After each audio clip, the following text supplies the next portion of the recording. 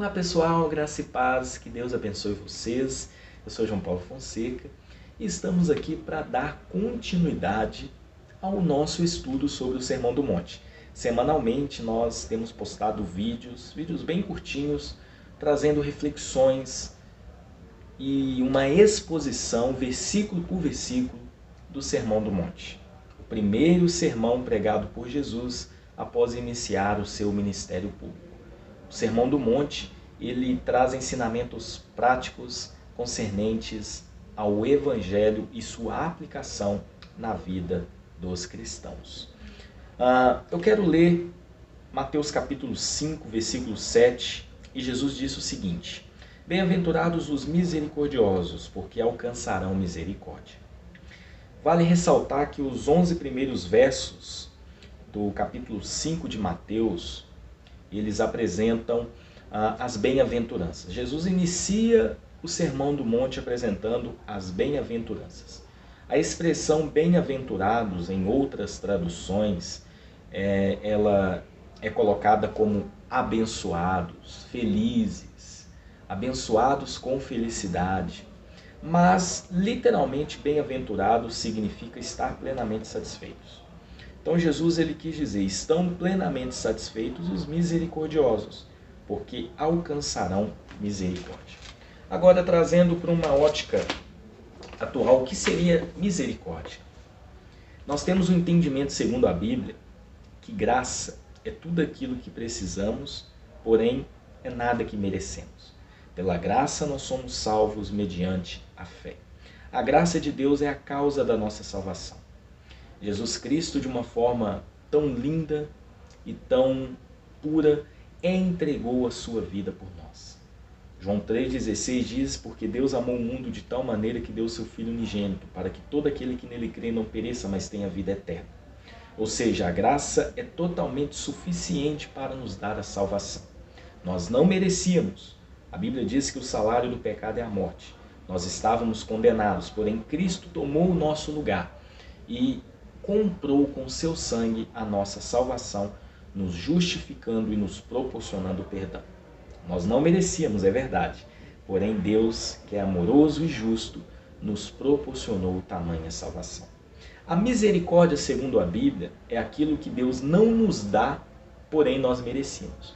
Nós merecíamos a condenação, nós merecíamos a destruição. Nós pecamos, nós desobedecemos.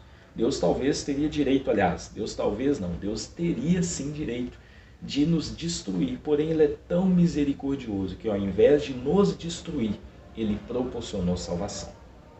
E essa salvação nós encontramos em Cristo Jesus. Agora, o que é interessante de tudo isso é que a misericórdia, ela aponta também para um senso de compaixão, de parceria com o desejo de aliviar os sofrimentos. Então, quando Jesus diz que são bem-aventurados os misericordiosos, nós temos o entendimento que todo cristão ele deve ser alguém dotado deste sentimento, um sentimento de piedade e de desejo de diminuir as misérias humanas, e seu espírito deve ser, de fato, misericordioso. O misericordioso ele se condói com a dor do outro e busca amenizá-la. Um bom exemplo que nós temos na Bíblia é aquela passagem do bom samaritano. Essa passagem está presente em Lucas capítulo 10, a partir do versículo 25. Jesus ele deixou muito claro com relação a o que é ser misericordioso.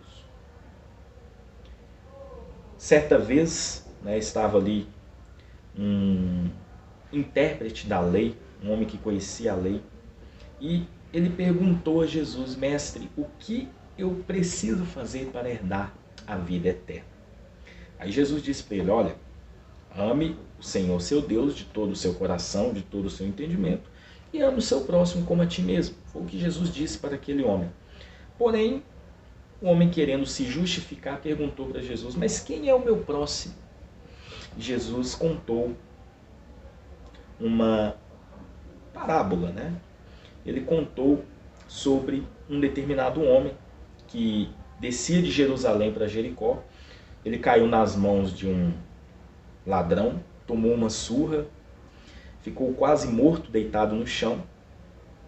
E em determinado momento passou por ele um sacerdote.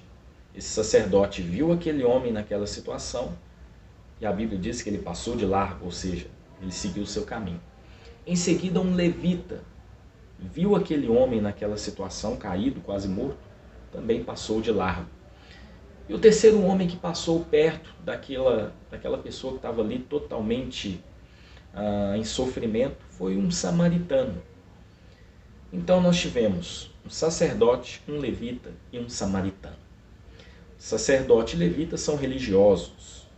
A própria lei de Moisés dizia que não se deveria tocar num cadáver, porque quem tocasse num cadáver se tornaria impuro. Então um sacerdote e um levita, se talvez ali encostasse naquele homem que estava ali quase morto, eles não poderiam cumprir as suas obrigações como religiosos. Só que Deus espera de nós algo diferente. Deus não quer a nossa religiosidade. Deus quer que nós exercemos um verdadeiro evangelho. Então Jesus citou o samaritano, que foi o homem que socorreu aquela pessoa que estava ali em uma situação tão complicada. A Bíblia diz, Jesus ele diz que o samaritano pegou aquele homem, lavou as suas feridas, colocou em cima do seu animal, deixou ele numa hospedaria, pagou pelo tempo que ele ficaria ali e disse ao dono da hospedaria que se ele ficasse um tempo a mais, ele recompensaria pelo tempo a mais que fosse necessário. Jesus finaliza dizendo assim, perguntando para aquele intérprete da lei, olha, qual dos três exerceu misericórdia?